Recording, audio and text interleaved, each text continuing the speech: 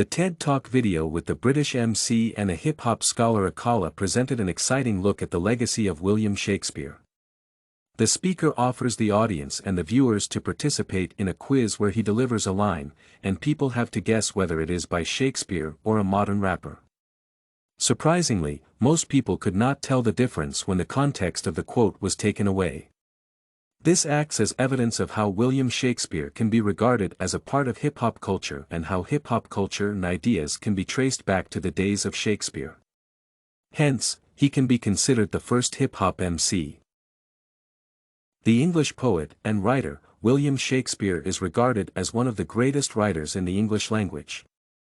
His legacy had a massive influence on the generations of writers to come.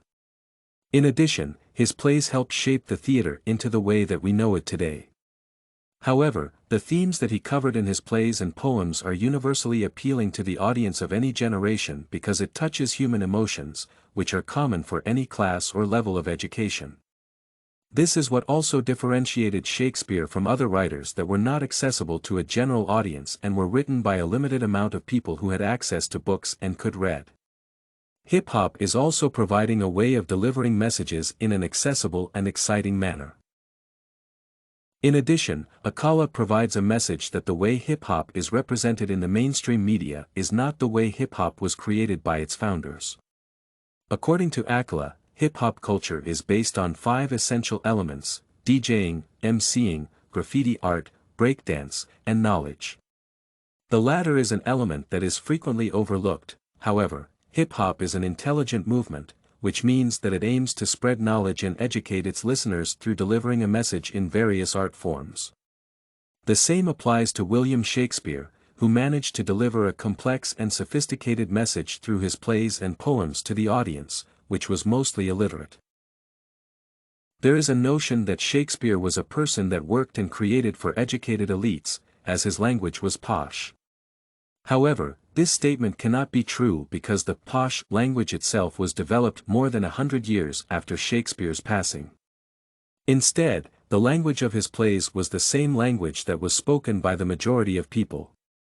Therefore, Shakespeare was educating his audience, who could not read or write but could see a play that they would understand. In conclusion, all the evidence provided by Akala's TED Talk speech was really insightful on both hip-hop and Shakespeare.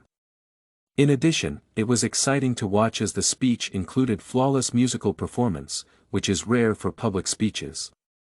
The fact that Shakespeare's art was performed in one of the most accessible art forms at the time and the fact that the language it was delivered was not posh, but simple and representative of the way people spoke at the time confirms the statement that Shakespeare was hip-hop both rhythmically and culturally.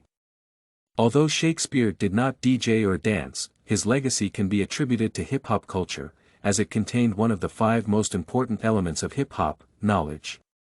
He was spreading knowledge with his messages, and he cared about the education of the audience through his art. You can find this and many other essay samples on our website, studycorgi.com.